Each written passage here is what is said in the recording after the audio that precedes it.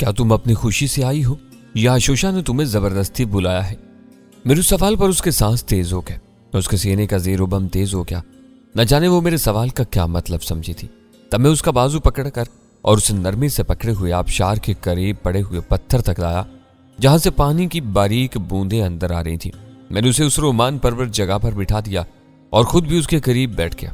बैठने से पैरों की झालरें सिमट गईं। मेरे ज़हन में सरूर की लहरें उठती रहीं, लेकिन मैं ये खौफ की फिजा खत्म करना चाहता था। सबीला, मैंने उसे मुखातिब किया और उसने मेरी तरफ निगाहें उठाती। मैं तुम्हारा दोस्त हूं सबीला। मैं नहीं चाहता कि तुम लोगों को मेरी वजह से कोई तकलीफ पहुंचे। मैं हर हाल में तुम लोगों की खुशी चाहता हूं। मुझे साफ साफ बताओ, तुम्हें यहाँ क्या क्या कर लाया गया है? क्या तुम अपनी खुशी से आई हो या मेरी तरफ से? बुतीका। फिर सबीला उठी और मेरे करीब बैठकर उसने मेरे घुटनों पर सर रख दिया। वो मेरे घुटनों से आंखें रगड़ रही थी। तुम जब तक मुझे जवाब न दोगी सबीला, मैं परेशान रहूंगा। मैंने उसके बालों को सहलाते हुए कहा, बुतीका, तू हमारा आका है, तू हमारा निजात दहिंदा है, तू सितारों का बेटा है, तू चांद की तरह हंसी है। कमठाली की कौन सी कंवारी अपने दिल में तेरी आरज़ू नहीं रखती, लेकिन तू देवता है। हम दिल में तेरी आरज़ू करके भी डरती है कि गुनाह न हो। फिर जब मुकद्दस आशोशा ने सरदार से कहा कि बुतीका कबीले की किसी कंवारी को सरफराज करना चाहता है, तो कबीले की हर नौजवान कंवारी के दिल में आरज़ू पैदा हुई कि काश बुतीका की खलवत में उसे भेजा जाए। मैं भी उनसे जुदा नहीं थी बुतीका, और जब सरदार ने मुझे मुंतखब किया तो मैं खुशी से पागल होगी। मुझे यकीन नहीं आया कि मेरा ख्वाब सच हो सकता है। मैंने ख्वाबों में खुद को तेरी आगोश में देखा था बुतीका, जब मेरे जिस्म को परों से सजाया जा रहा था। मुझे इस वक्त भी यकीन नहीं था। जब तारीख सुरंग से गुजार कर मुझे यहाँ तक लाया गया, मैं सब कुछ ख्वाब समझ रही थी। मैं सोच रही थी कि जब इस ख्वाब से जागूंगी तो मेरी क्या हालत होगी। मुझे यकीन दिला दे बुतीका कि यह सब कुछ ख्वाब नहीं है। मुझे यकीन दिला दे बुतीका। उसके अल्फाज मेरी रूह की ठंडक थे। मेरा सरूर बढ़ गया। मैंने उसके सर को उठाया, उसके बगलों में हाथ डाले और उसे अपने मुकाबिल खड़ा कर लिया। उसके चेहरे की स्याही धुल गई थी, अब वो मुझे हसीन नजर आ रही थी। उसकी स्याह आंखों में मोहब्बत थी, अकीदत थी। मैं भी खड़ा हो गया। मैं तुम लोगों का दोस्त हूं सबीला, तुम्हारा आका नहीं। मुझे भी तुम्हारी जरूरत है, मुझे तुमसे मोहब्बत है। अपने दिल से मेरा खौफ निकाल दे। मैं तो मोहब्बत करने वालों से हूँ, मुझसे खौफसदा होने की जरूरत नहीं है। मैं खुद से डर रही थी बुतीका। जब से मैंने सुना है कि मुझे तेरी खलवत नसीब होगी, मैं बुलंदियों में परवाज कर रही थी। मैं सोच में थी कि चांद की तरह हसीन बुतीका मुझे देखकर नाराज न हो जाए, मुझे ठुकरा न दे। लेकिन तू मेहरबान है बुतीका, तू अजीम है। सबीला के दराज कद और संडोल जिस्म ने मेरी रूह को सुकून में डुबा दिया, और उस वक्त की सुबह बहुत खुशगवार थी। मैं मोहब्बत के खुमार में डूबकर बेखबर सो गया था कि बूढ़े आशोशा की आवाज ने मुझे जगा दिया। रोशनी वाला उबर रहा है बुतीका, बस्ती तुझे पुकार रही है। वो तेरी गैर मौजूदगी पर हैरान है। उठ जा, 7वें चांद की रात फिर आएगी, और मैं वादा करता हूँ कि वो रात भी इसी रात की तरह हसीन होगी। मैं जाग गया। मैंने इधर उधर नजर उड़ाकर सबीला को तलाश किया, लेकिन वो जा चुकी थी। जिसकी इत्तला मुझे आशोशा ने दी, वो जा चुकी है। कामयाबी और कामरानी के ख्वाब आंखों में सजाए। वो बहुत खुश थी। अब तू भी जा, मैं तेरी किस्मत पर रश करता हूँ। बेशक तू मुझसे अफजल है, तेरी उम्र भी तवील है और जवानी भी। काश मैं भी तेरी तरह कंवारियों का ख्वाब बन सकूं। मैं तेरा शुक्रगुजार हूँ आशोशा, तूने मेरी खूब मदारत की है। अब मैं बस्ती जा रहा हूँ, और 7वीं रात का वादा ना भूलना। मैं इस रात का बेचैनी से इंतजार करूंगा, मैंने कहा, और आशोशा मुस्कुराने लगा। फिर वो मुझे रुखसत करने आया, और थोड़ी देर के बाद मैं बस्ती वापस आ गया। सबीला की जुबानी मुझे बस्ती की कंवारियों की आरजू मालूम हो गई थी। अब यह बस्ती मेरे लिए खुश्क नहीं थी, ताहम मैं ऐसी कोई हरकत नहीं करना चाहता था जिससे मेरे वकार पर हर्फ आए। हाँ, दिल से मैं बस्ती वालों की ज्यादा से ज्यादा खिदमत करने के लिए तैयार हो गया था। इन मोहब्बत करने वालों के लिए जो कुछ भी किया जाता कम था।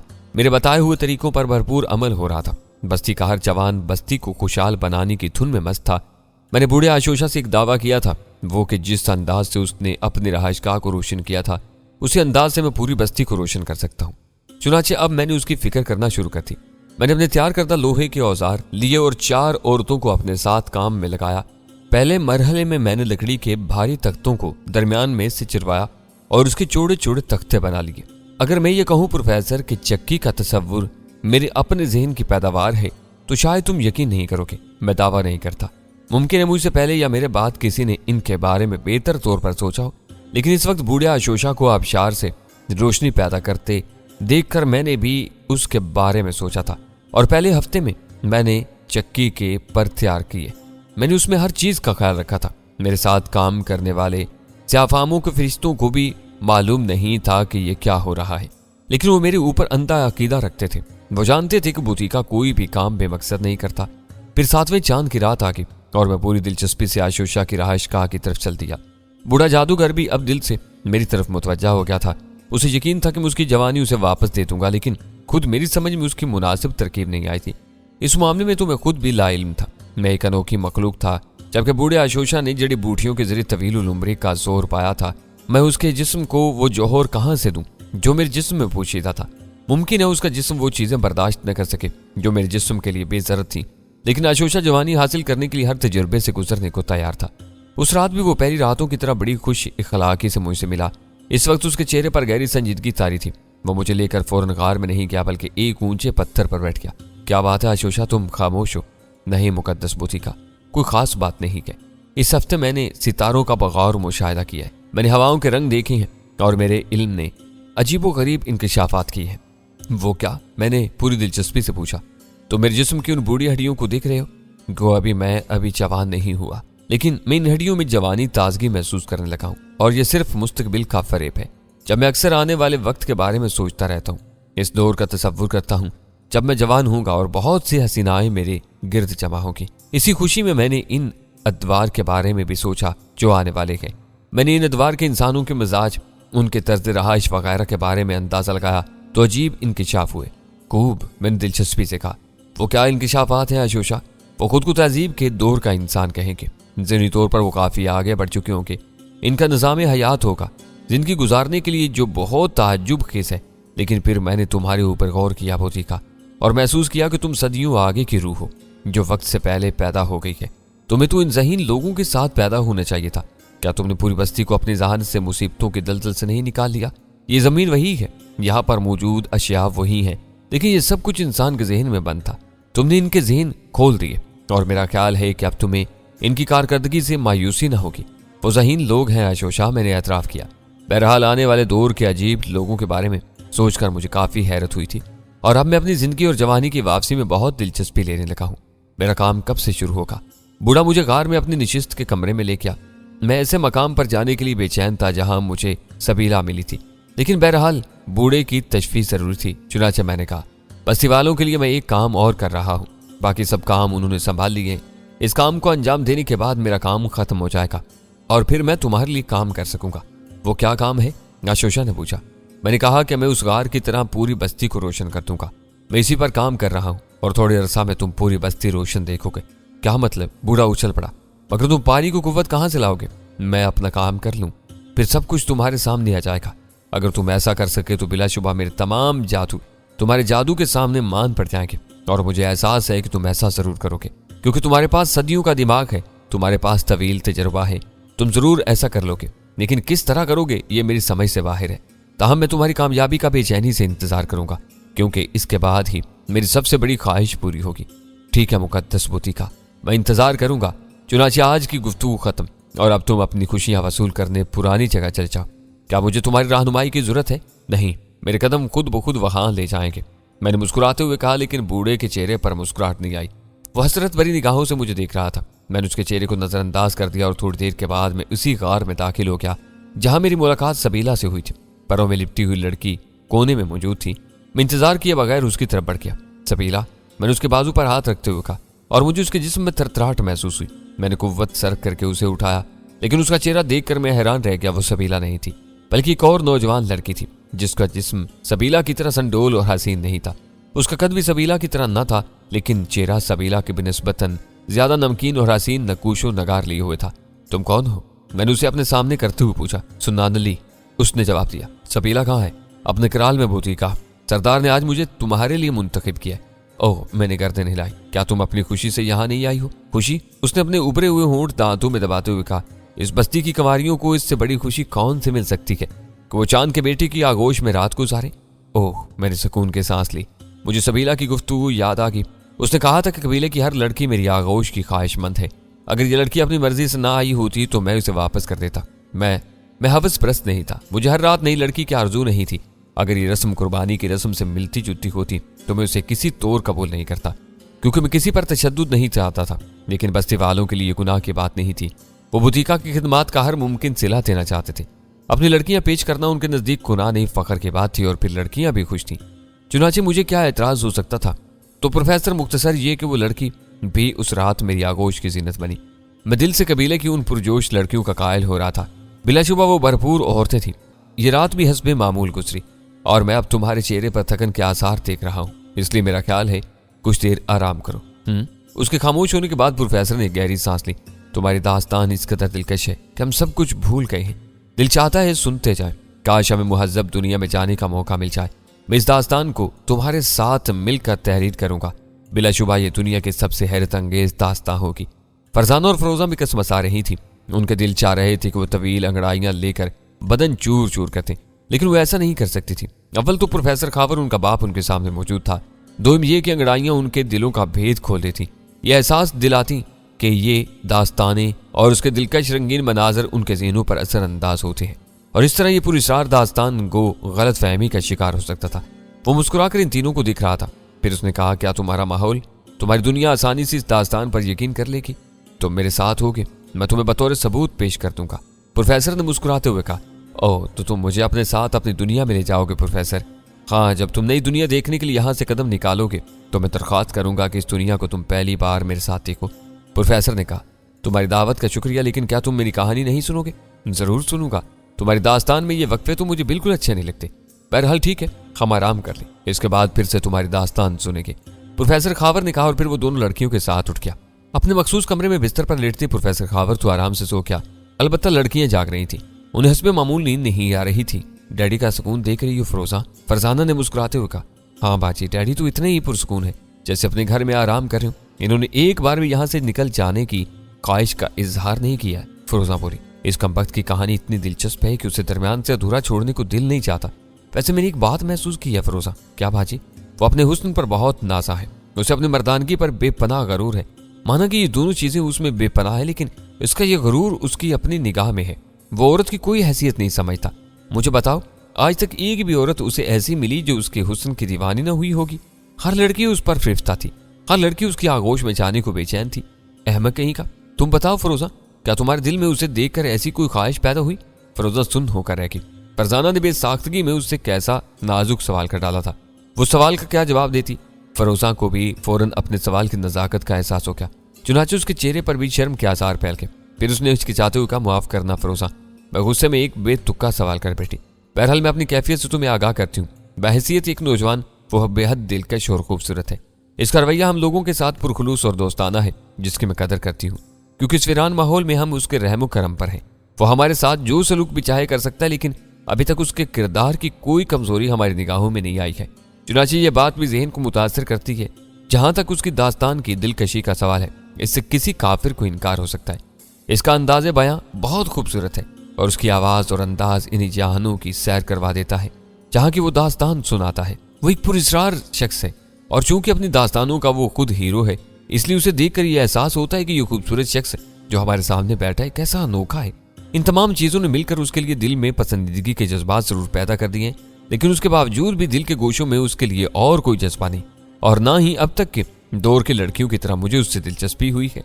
ये तो है मेरी कैफियत, जिसमें मैंने जरा भी बददियानती से काम नहीं लिया और सब कुछ तुम्हें सही बता दिया, लेकिन अब मैं तुम्हारी कैफियत जानने के लिए बेचैन हूँ।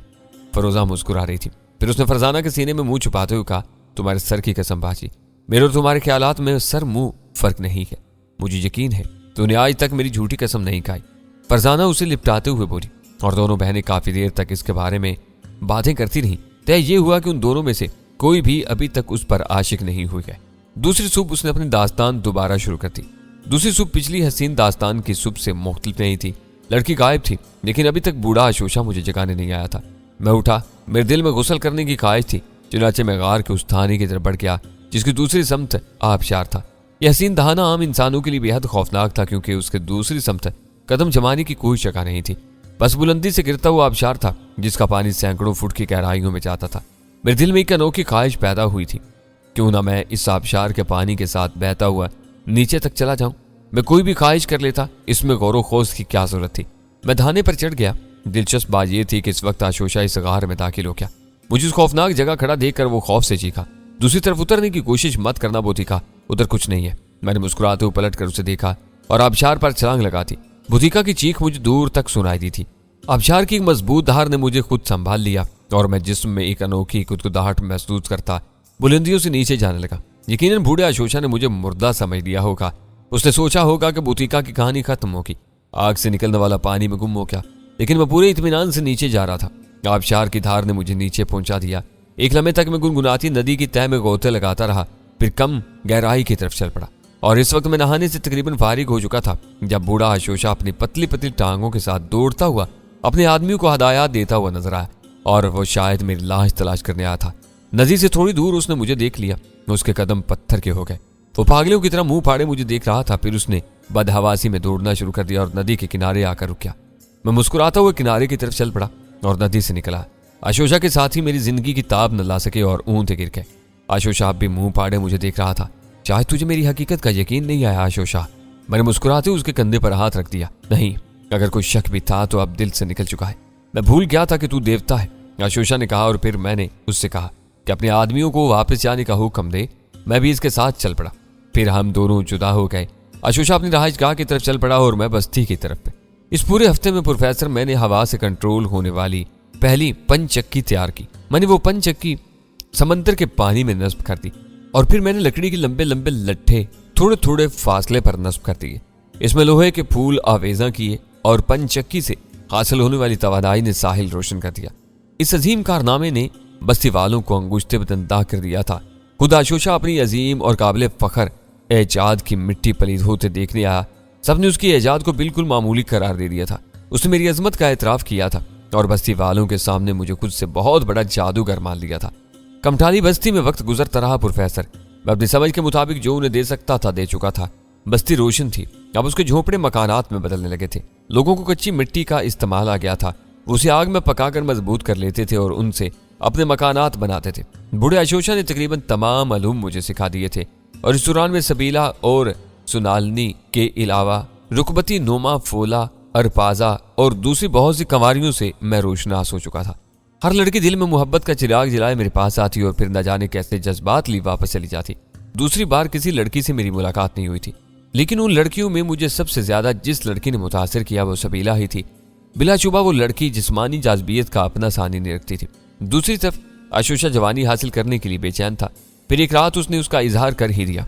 बुतिका, तूने पूरी बस्ती की किस्मत बदल दी। तूने बस्ती वालों को वो सब कुछ दे दिया है जिनकी उन्हें जरूरत थी। अब वो जमीन से खुराक हासिल करते हैं, लिबास हासिल करते हैं। समंदर ने मछलियों के खजाने उन पर उगल दिए हैं। अब तेरी बारिशें उनके झोंपड़े नहीं गिरा सकती। अब भूख से बस्ती की आबादी कम नहीं होगी। पूरी बस्ती को तूने सब कुछ दे दिया बुतिका। अब मुझे जवानी दे, मुझे वो जौहर दे जो मुझे भी जिंदा रहने की खुशी बख्श सके। अब तू इन पहाड़ों को इस वक्त तक के लिए अपना मस्कन बना ले जब तक मैं तेरे जैसा न हो जाऊं। मैंने बूढ़े की बात गौर से सुनी और पहली बार मैंने संजीदगी से उसके बारे में गौर किया। मैं जानता था कि ये जौहर जो मेरे जिस्म में मौजूद है बूढ़े के पास नहीं है। ना मैं ये जौहर अपनी कोशिश, अपनी काविश से हासिल कर सकता था। फिर मैं बूढ़े को क्या दूंगा? क्या सिर्फ जिस्मानी अजियतों से गुजर कर वो ये सब कुछ हासिल कर सकता है? सिर्फ यही एक जरिया था। चुनाचे मैंने उससे कहा, मैं तुझे बता चुका हूँ आशोशा कि मेरी जिस्मानी कैफियत किसी तजर्बे की अमली शक्ल नहीं है। बस मेरी ये खासियत इब्तदाई है। तूने मुझे बता दिया था बुतिका कि जब तू खुद में इन्हितात महसूस करता है तो आग का गुस्ल कर लेता है और तू फिर से जवान हो जाता है। मैं भी तवील उम्र हूँ। मुझे यकीन है कि जो जौहर मैं इस्तेमाल करता हूँ वो मुझे सदियों जिंदा रखेगा।